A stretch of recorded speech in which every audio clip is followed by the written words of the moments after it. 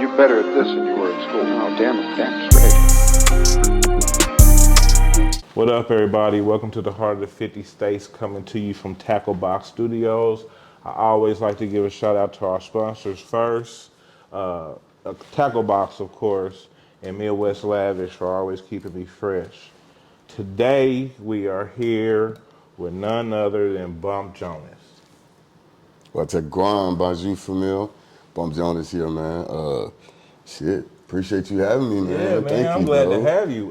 Damn, I ain't know what to say, man. I'm like, damn, I felt like on the spot right there. Like, damn, what do I do? That's because you used to being on the other Yeah, side. man. Literally, I'm usually on the left side over there. Right, bro. exactly. Yeah. So, yeah. Tell the people a little bit about who Bump Jonas is. Damn, all right. Bump Jonas is a wizard. I'm a forge. I'm a manifester. I'm a hippie. I'm a stoner. I'm the black Hokage, the hemp Hokage.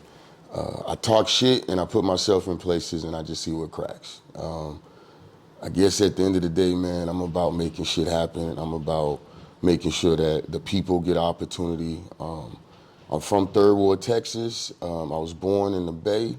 I like to tell my wife I was born in the back of a cab. You know what I mean? I always think that's funny. I come from the grit and the hustle, but I love good things. I love good smoke. I love good food. I like to look good. I like to smell good.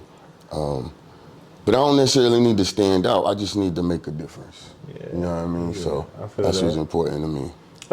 I wanted to start off by giving you your flowers, man, because when I first jumped into this podcast thing, yours was one of the first one locally that I looked at and took notes from, man. I just want to salute you and let you know that you are part of the reason why I do this, bro. Man, hey, man, You know what I'm saying? I appreciate that, man. you. Wow. You was definitely part of the blueprint of how I ask questions or, you know, how I go about things. I remember my first interview with you, I was intimidated. That's crazy. Because you had everything together, and I was like, oh my God, I'm starting with a telephone. Shit, man. Look, let me tell you, I appreciate that. Thank you. I accept those flowers wholeheartedly.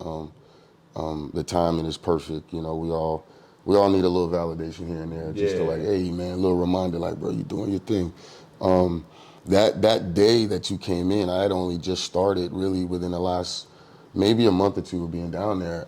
Shout out to MO Dreams Lab. I was really interning, and it was crazy how it worked out, because I was, much like you said, you use on the iPhone, I was literally on my Android working off a tripod doing lives, right? Yeah. And taking that, and I had a wireless mic, and I was going to local events and just recording shit. Like, if I can't do nothing else, I can ask people questions and talk to them and see what's cracking, right? And so I was at a point where it's like, all right, how do I monetize this in some kind of way so that I can like improve what I got? And I just started making phone calls like, yo, I'm looking for sponsors. What can we do? And it was like, hey, just come down here, talk your shit about us, and let's see what happens. And so I guess the long story short, in the time that you were, you know, feeling intimidated, I was feeling overwhelmed. Yeah. I was fighting imposter syndrome and shit, bro, because I'm like, I don't know how to work a black magic. I don't even know. I'm thinking black magic is hocus pocus, my man. You know what I'm saying? Excuse me. I don't know. I'm trying not to curse. You know what I'm saying? But I've always kind of lived in that element of chaos. You know what I mean? My wife can attest to that. I just kind of move. My life is a freestyle. Yeah. So in that moment, I was definitely overwhelmed and anxiety ridden, but I also felt right at home, because it was like, nah, this is just like you was feeling. This is what I need to make this pop. Right. And it was the perfect storm of just everything that I needed to get, all that I needed to learn as far as that experience. That's why I call it my internship. Yeah. What got you into music? Man, oh gosh. You know what, the cliché way to put it, man, is I just grew up around it all the time. There was never a time that I didn't have music going or someone around me didn't have it. You know, I'd go to bed with music. I'd wake up, there was music. Michael Jackson's Off the Wall was probably the soundtrack to my toddler years. Queen's We Will Rock You, We Are the Champions. Those are just songs that were soundtracks and like constant in rotation. The Night Shift by the Commodores, you know. Lionel Richie. And I couldn't escape it, you know. Just being in the environment that I was in, there was always music playing. My dad had me out at a young age, not in the clubs, but we would be in the parking lots. Yeah. And he was doing promotions with his buddy, and it was always about music, or we were at a concert. Like the first major concert I went to was Pink Floyd. Wow. At Rice University, because I was in the parking lot handing out flyers for a local show that was coming up. And I got to sit back and listen to Pink Floyd's Off the Wall and all the different shit. Pink Floyd is dope, bro. So I've always been in the mix with music. Never took music classes at all, other than like maybe a stint in choir, but that was because, like, you know, in elementary you had to do some shit, right? Like, all right, what'd you get selected to? You're gonna be over there. So have you ever did music? absolutely. I've never really been like, let's say, an active artist where I was seeking to get signed and I had a team and a manager and none of that stuff, but I've always done music. Probably around the age of 8, I started writing. And I didn't start writing poetry, I started writing rhymes. I heard Public Enemy and I was like, that's what I wanna do. I wanna write. I already knew that I loved rap. My brother and my sister in separate times had introduced me to hip hop. My sister introduced me to LL Cool J, Bigger and Deffer. I think what was the one where he was in all black on top of the BMW? He was on top of a fire ass joint. I think it was Bigger and Deffer. But anyway, it was that one from my sister, and then my brother had left a mixtape behind, and I didn't realize it at the time, but it was this NWA, Eazy-E, MC Hammer mixtape. And those two fucked my world up. So I just knew from then on I loved hip hop and it was gonna be my shit. And so I started writing rhymes around 8. I didn't really like get focused and serious, like, yo, I'm gonna record till probably by 18. You know what I mean? I was like, nah, I'm a grown ass man, this is what I wanna do. So boom, this is what I'm doing. And got me a Tascam 4-track, got me a microphone, and just start figuring it out.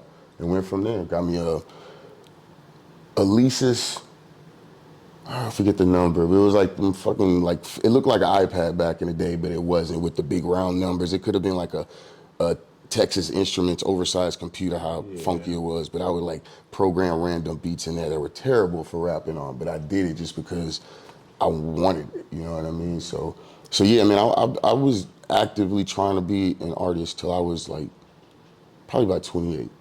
So you released music? Yeah, see, and that's what it was like. I mean, yes and no. There's music that got recorded that I would push on like the SoundClouds or the MySpaces. I would push CDs and press them and sell them, like that kind of shit. But I spent most of my time when I was an active artist either learning about recording, I took recording arts classes for like a year and a half. Recording in home studios, recording my own stuff, and just like booking live shows. I spent a lot of time doing live shows and selling shit out the backpack. So there's no digital footprint of me past before 2018, maybe? Yeah. You know what I mean? What was your rap name? Oh, God. Top secret. Oh, man. All right. So again, I'm gonna tell y'all I'm long-winded. I apologize. Go ahead, man. We got time. My original rap name was corny as heck, man. It was Nice One, Nicewon. I took it from this cat Pace One, and I may be confusing the people, but there was a graffiti artist named Pace One, but there's also a rap artist from the Outsiders from New Jersey. And his name was Pace One. And so I was like, oh, that's fire. And I always, like, I'm nice with the pen. I didn't give a shit. I've always been a very competitive person internally. I'm not gonna press y'all. Right. But I know I'm fucking dope and I don't care. You know what I mean? And so I was like, Nice One, that's me. So I was rapping under that for a minute, and somebody told me, like, bro, that's a whack name. And I was like, man, I don't give a shit. So that was my name for a minute. And then I met my man Jay. Shout out to my man Jay Smooth. Smooth Syndicate, Bad Habits, Shitty Smitty. Those were the ones. Those cats really like. There's a point in everyone's life or career, personal or professional, doesn't matter, where you get that assist that lets you get to that next level. Yeah. And those cats, my man D was like, bro, me and him met at a Burger King bathroom. That sounds wild, right? Wild, but it's wild. That's a whole other story. But anyway, that's how we met. We used to rap and rhyme. He's like, bro, you're fucking nice. You need to meet my cousin Jay. And one day we met, and Jay was like, nah, bro, you nice. You need to come out here and do this. Da-da-da-da, time passes, whatever. We reconnect, and I'm in the Bay Area at this time. So I'm in Concord, California. He's in Santa Rosa. Darren's like, yo, my man D, Shitty Schmitty's like, yo, you need to come out here. My man Jay's out here. We need to connect, and da-da-da-da. And like, boom, let's go out there. So I start recording. I take like 3-4 of what I think are my dopest verses, songs, everything ready to go. I go out there and we knock out hella songs. It just becomes a routine. Let me get to it. I'm telling a long story. Over a couple of weeks, it becomes so routine and natural that I'm just comfy. And back then, I was a grimy motherfucker. Like, not grimy in a sense like I'm gonna do you dirty. I was just grimy like I didn't give a shit. Yeah. If I wanted to get drunk, I'm gonna get drunk. If I wanted to get lit, I'm gonna get lit. And my focus was this. So I worked as much as I needed to, and then I did what I had to do, right? Yeah. I took care of my kid, I took care of my family, but when it was go time, I'm gone. You know what I'm saying? So we was in the studio recording. Everybody had went to sleep. I had some bud. He had some wine out. I'm still recording, still writing. I know how to record because I'm watching him and I had the task him. I know what to do. We was working off the some kind of ADAT board. I can't name it now, but it was a bigger thing I'd ever seen. And I immediately knew I'm gonna fuck with that. I know what I'm doing. So these dudes is asleep. I'm writing and recording. I pass out. I wake up. It's like 5 a.m. I go outside. I light up a blunt and I'm drinking and I'm writing and I'm about to go back in and record. And my man Jay comes up. He's like, bro, have you gone to sleep? I said, yeah, for a little bit. He said, yo, you out here smoking and drinking and writing and shit? I'm like, yeah, man. He's like, you a dirty motherfucker, bro. Yeah. And then from there, it's just like Dirt Jones. So that was my rap name for a long time, was Dirt Jones. Long way to get there, but that's my origin story. And then that really was my name for a long time. Dirt Jones, Dirt Van Dutch, anything around dirt. Because I'm from Third Ward, I rep the dirt in that sense, right? The dirty third. I appreciate the fact that I'm from the grit, and I'll never let myself or anybody forget that. So I always really honed into that. But then Bump Jonas came about because when I turned about 28, it really became a matter of, all right, look, you can go this way or you can go this way. And you had already made choices from going this way that you need to focus in on this a little bit more. Right. And so essentially Dirt had to die anyway because I had to focus on my family. And as that came about, I ended up getting grandchildren. And we had to pick grandparent names. And my wife didn't want to be called, shout out to the Can of Chemist. Yeah. You know what I'm talking about? Shout out. Hey, these ain't no joke. Man, look. She didn't want to be called a grandma. And I was okay with not being, I didn't care, but it's like, you know what, if I ain't got to be called a grandpa, all right, then we're not going to do it. Yeah. So we started looking at names, and it was crazy. She picked Mia, and we saw Bump was actually kind of an old school country name for a grandpa. Yeah. And I was like, yo, that's my name. And she's like, what are you talking about? I'm like, nah, when I was a kid, my nickname growing up was Bumpy. My whole life, that was my name. Until I was like 15, it became Bumpy to Bump. But that was more of a personal family name, so nobody knew that. Nobody knew that except my sister, man. Shout out Sonya. Shout out sis. So, yeah, it was like, nah, that's perfect. That's me. And so after a while, it was like, nah, I don't even need Dirt no more. That's not even an artist name for me anymore. That would never be me anymore. I'm Bump. The Bump is the grown version of Dirt. All the rebelliousness, all the wildness, all the ratchetness, all the grit, all the political, all the militant, everything. You left that in him. Everything that Dirt wanted to accomplish is getting handled as Bump, but as a grown man with mature eyes and with a family to do things for. Okay. in the city, you involved in a lot of things, but you stay low key with it. Thank you. Tell the people all the things you got. You got Sprinkle Some Salt. You have Psych, uh, Mecca. Bro, how do you handle all that? How do you have any time for this family that you speak of? You know, so it's a double-edged sword. And I'll answer what I do, but let me talk about the time with the family. So I spent a lot of time not part of the scene for a good years, decade, where I focused just on my family. And in that time, I had to learn about myself and learn about my family and what I wanted, how I could do it, the ways that I can do and what was effective for me and for them. So one of the things that I made sure to do is that I included them in a lot of things that I did, and I included myself in a lot of things that they did. And then some of it was just kind of getting them used to who I am and how I am and what my personality is. Right. And now that they are grown, now that my children are having children, so I'm a grandfather now, I have a little bit more time. But on the other end of it, I don't necessarily feel like I have a lot of time, so I go a little bit harder than I probably should. Yeah. But I also make time in different ways to let my family know that I'm still here. Like, number one, anything that I do, if my kids or my kids' kids can't be there, then I don't need to be there. Right. That's a good way to look at things, bro. When I'm doing something and I have free time, I make sure to try and include my grandchildren or, all right, babe, you know what? We've been, like last night, this whole week and next week, I've got a lot of shoots booked, a lot of things that I'm doing, right? But I also know in the next couple of months I want to do a lot less because I'm running into some time where I want to just slow down. Yeah. So if I have a lot going, this day I might only have one shoot. You know what, babe? Let's go to dinner. Yeah. Babe, let's just watch a movie. Yeah. Let's go see what the grandkids is doing. You know what I mean? Like I purposely try to ingratiate them or integrate them into some of the things that I'm doing, or just like, you know what? I got a free time. This is theirs. I don't give a shit about anything else, you know? But as far as the things that I do,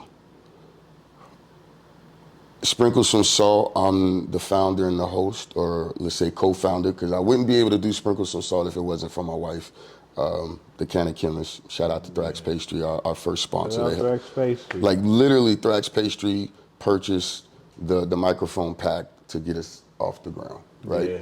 Yeah. So they also purchased the computer setup and the software for us to do our home recording. So when we first was starting, before Sprinkle Some Salt had even started, I was kind of a manager of a local rap group, WAP Gang. Shout out to WAP Gang. I'm not gonna say they're no longer in function. They're still doing their thing in different pieces, and that is actually how I got reintroduced to music, or into the music scene. And is how I got energized to do all of this stuff. So they became artists that I was gonna work with, and in the process, I was like, yo, I'm still creative. I wanna still do shit. Do stuff, I'm sorry, my bad.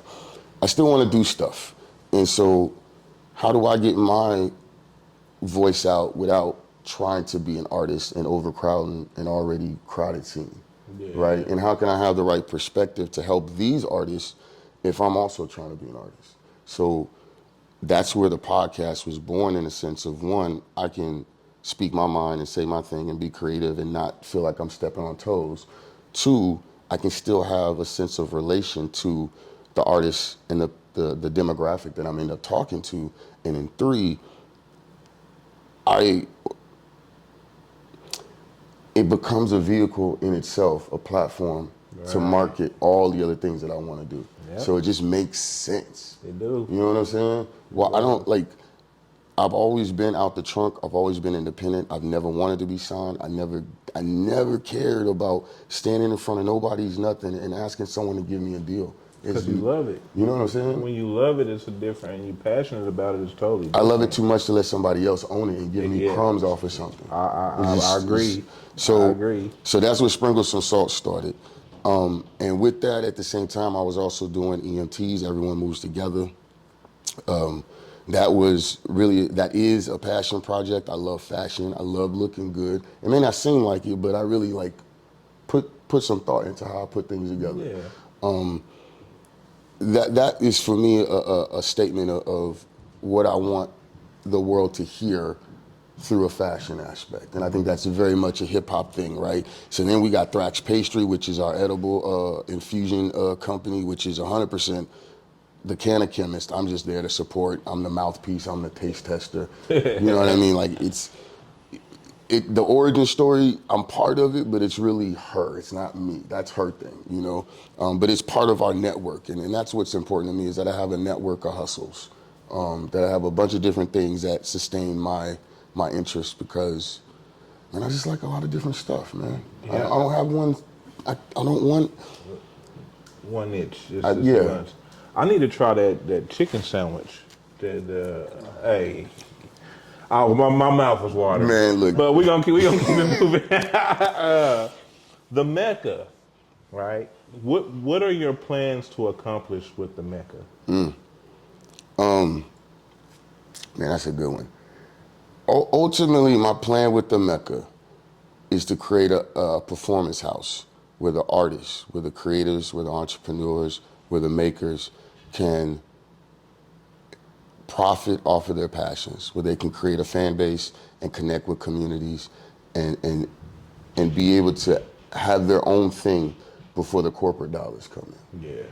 That's all it's about for me is establishing yourself and making do for yourself. And if it does well enough that you don't need nobody else's help, then let's go. But if it sets you up in a way that you can now have more leverage, that's even better. Yeah. You know what I mean? Because that's all it's about is doing for self and building for yourself. So that's my ultimate goal with the Mecca. Yeah. If you're an artist and want to be heard, last Friday of every month, the Mecca is held. All you gotta do is show up, and I'm sure he'll get you on there and get you heard. What else you working on right now? Man, so the main thing right now is pushing the Mecca, pushing awareness of not only that, but also Thrax Pastry. I got a couple different shows that I'm working on. I really want to start a live talk show kind of thing. Yeah. You know what I mean? I think that'll be dope. Yeah. You definitely can do it because, bro, you do it already. Yeah.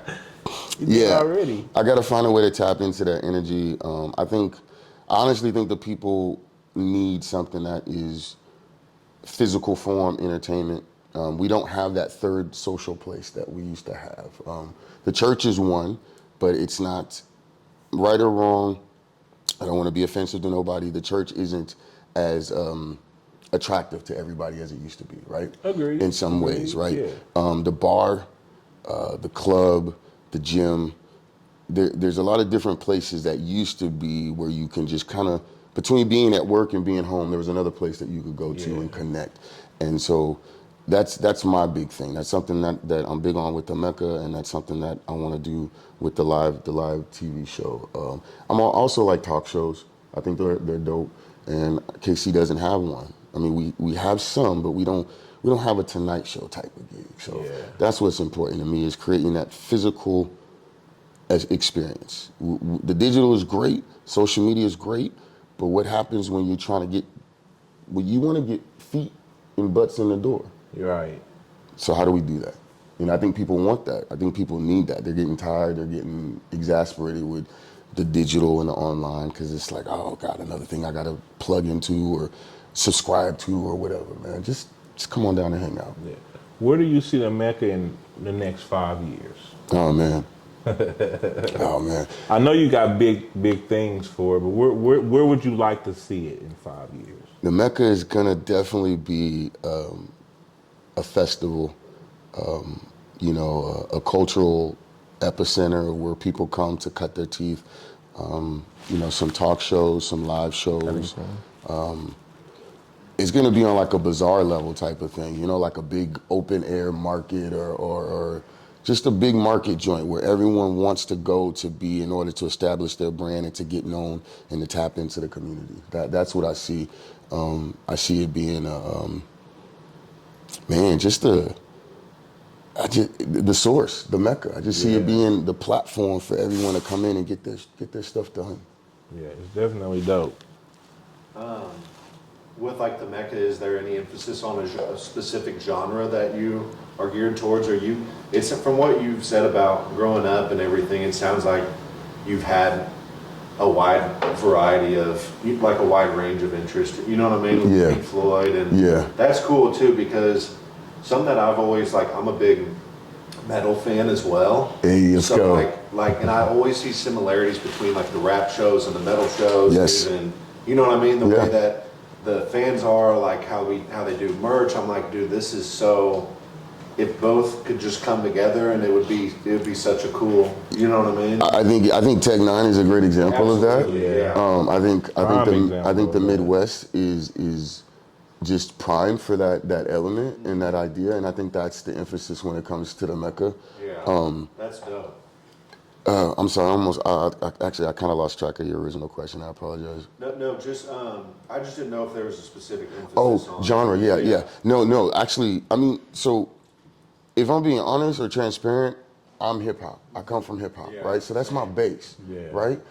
And so I'm always gonna put on for hip hop and rap, but I also love and come from so many other elements, and I fervently believe that my culture is rooted in all those other elements too. So there's no reason for me to deny them or to be denied by them. But to your point, when it comes to the Mecca, it is specifically multi-genre. Yeah. It is built to be multi-genre because I want all of these genres to understand how much of that similarity they have. Yeah. The merch table, the artist specific focus comes from the rock element of artists going on these circuits and working out of the van and hustling off their merch. I want the Kansas City music scene, especially the rap artists, but even more so the country and the rock and the alternative artists, to know that this is where you can do that. Yeah. You need to come here and do that.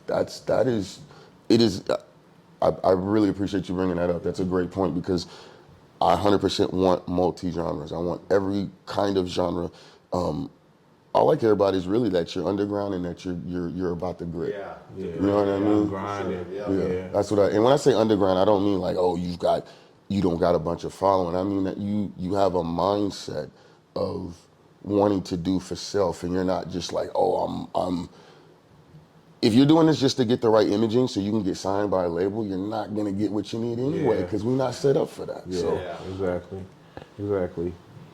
You also engineer and record. A man of many hats. What got you into that? I'm sure music did, but I see you do that just as much as everything else. Yeah, that is actually that's my guilty pleasure. That's my personal hobby that I wouldn't actually give up for anybody. Again, shout out to my wife. She's always given me a space in our house where I could do that. Yeah. You know what I mean? Whether it be, sorry, I'm not trying to get emotional, but whether it be in the corner of the garage or the basement, I always had a space. Yeah. That's why I love this spot, because it's like, oh my God. Well, one, I went to school for it. Shout out to wifey, by the way. So yeah, absolutely, man. Shout out to all the wifeys, especially mine that hold us down, hold me down. For sure. I went to school for it because it was important for me to know how to do it, and I wanted to be able to help myself and help others. And I wasn't gonna pay nobody $25, $35 back then or whatever to force any kind of process on me or nothing like, nah, you should do this. Nah, man, I don't, get out of here, man. I want to do it myself. I'll figure it out. And it was more important because if I am going to spend money, and I've always had a kid. I had a child when I was 18 years old. So that 25, 30, now $60 or $70, part of that is diaper money that I'm not buying, you know what I'm saying? Or rent money or laundry money or whatever. So I need to make sure when I go in there, I'm able to communicate what I need. Yeah. And that just really translated into everything. And once I got in there, and once I got bit by the engineering bug, it's like, nah, I'm just gonna keep doing this. Shout out to Psych Studios as well. Man, they give me the space to do some light engineering on my own. Like, I'm not doing clients and nothing like that. But any artist should definitely tap in with Psych Studios if you're interested in doing work. They got engineers for you. No knock on Stone's neighbor, man. Y'all, Tacklebox is killing it. Tacklebox is killing it. You know what I'm saying? But I mean, there's a lot of dope studios all around here, man. For sure.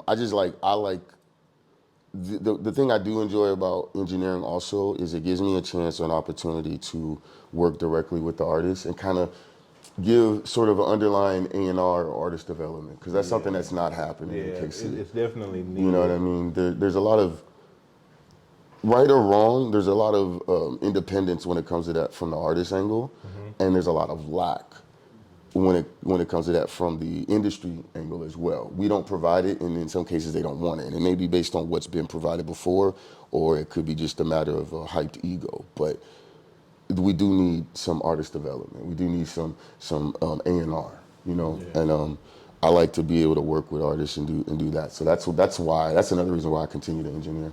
Plus, it allows me to still have that angle of relating to the artist that I'm talking to without necessarily having to be an artist myself. Yeah. So. Yeah.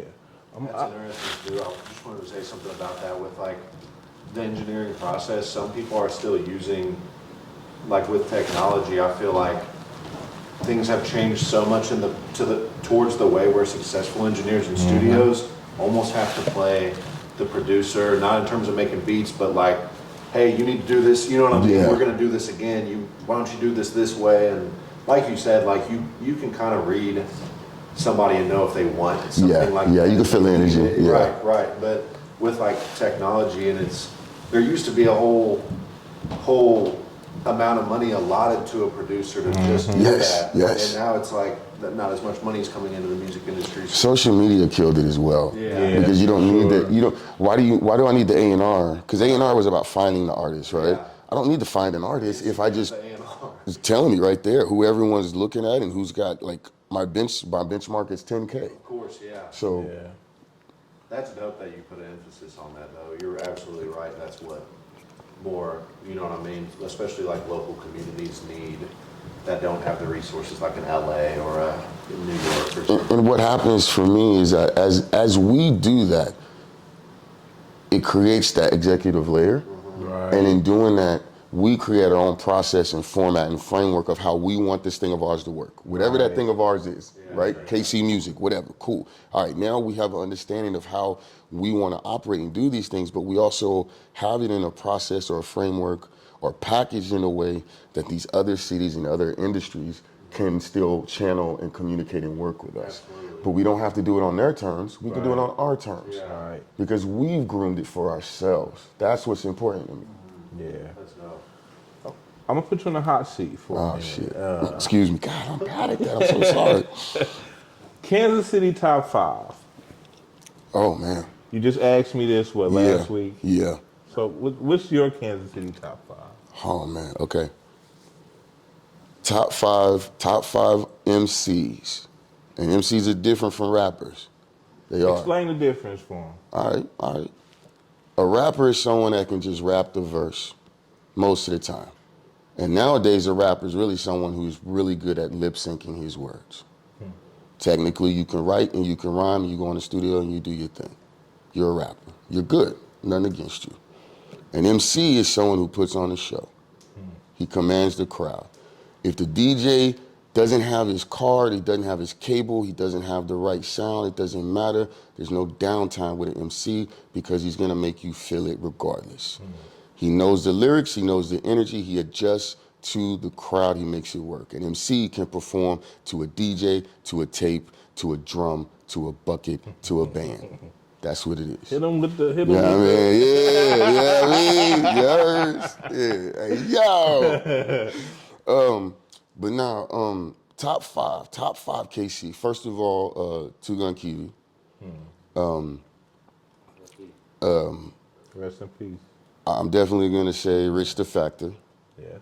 And these are two that I found getting here, right? Like I heard, I'm not gonna say I knew a Two Gun Kiwi before. I knew a Rich the Factor before, but these are two that I was like, oh no, this is the blueprint for the sound and the soul of KC. So those are the top right there off the bat. As far as the rest, MB58, I think he's nasty. 5'8". Man, this is tough because I only got 2 left. You know what I'm saying? MCs. Chris Digital or Dirty Doms is a dope MC. He can rap, he can sing, he can command the crowd. He does his thing, he's fly, he goes crazy. Oh, man. And I'm gonna piss a lot of people off. I am, because they probably like, whatever, that's your boy, Damo FYE. I don't even care. I don't even care. That's my boy. That's your opinion, man. That's what I go. And I say it because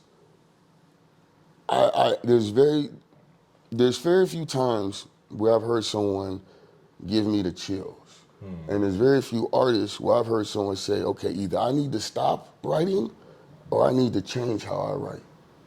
And this cat makes me feel that way every time I hear him. So for me, that's definitely, like, as far as KC goes, top five for me. Okay. No disrespect to nobody else out there. There's a lot of dope ass cats. Somebody that definitely jumped to the front of my mind, TC No Limit, gets busy. Play More Dior gets busy. Juby Truth gets busy. Ronnie Zavo, Babushka, he gets busy.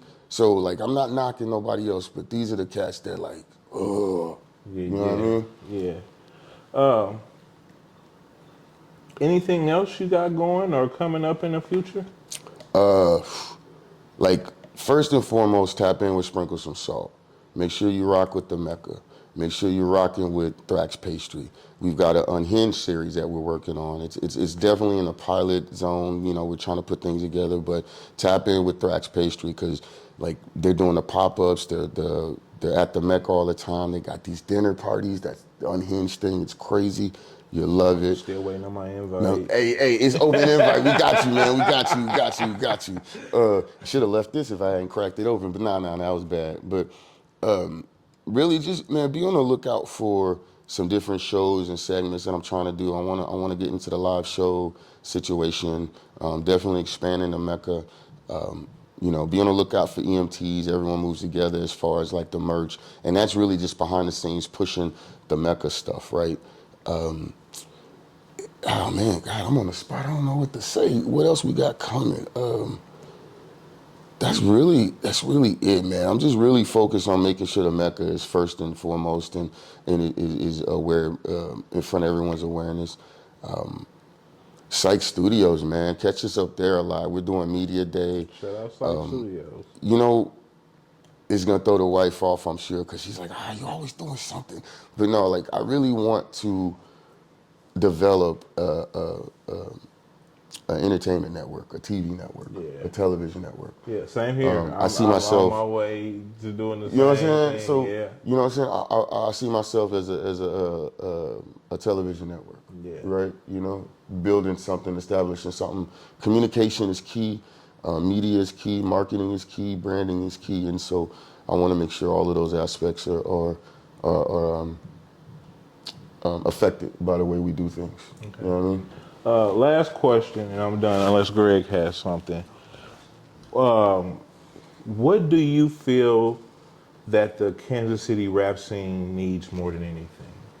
Ooh. Or the Kansas City music scene? I don't want to just limit it to rap, because you mess with everything. Yeah. What does it need more than anything to make it work? Discipline. Discipline.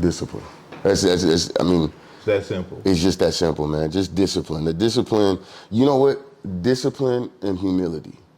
Yeah. That sounds crazy. I had someone ask, not me, but they asked somewhere else, like, you know, what could the Kansas City public do for the artists more? And someone said, treat the artists more like fans, so that they feel as good as they could in other cities. And I think that's a great idea, but I think something else that happens when these artists go to other cities is they experience humility. They get humbled when they go to these other cities. And so from that, what I get is, here in KC, if you artists develop the discipline of making sure it's worth your time at the studio, making sure you're prepared for your shows, making sure that you actually properly promote and push to your fans, to your family, to your people, and show up prepared and ready to go, then you're gonna get what you need. But on the other end of it though, that discipline comes from the humility, comes from knowing that I have to put in work. I have to have an ethic, which is Midwest. Midwest is known for its work ethic. So we should be leaning into that. Right. We should be outworking every other region for no other reason than we're from the Midwest. Right. So if we have discipline and humility, people will show up.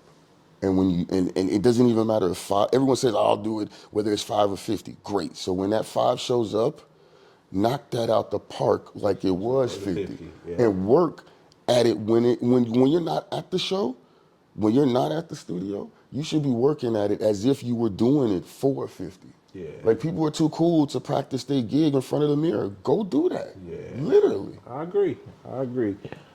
Great advice. I definitely should take him up on it. Constructive criticism. I always be open to it.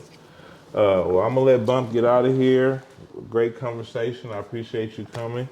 It's been quietly brilliant and Bump Jonas. from the heart of the 50 states. Thank y'all for tuning in. Shout out to Stone's neighbor, 81 Stony. Shout out to Midwest Lavish. Appreciate y'all. We out.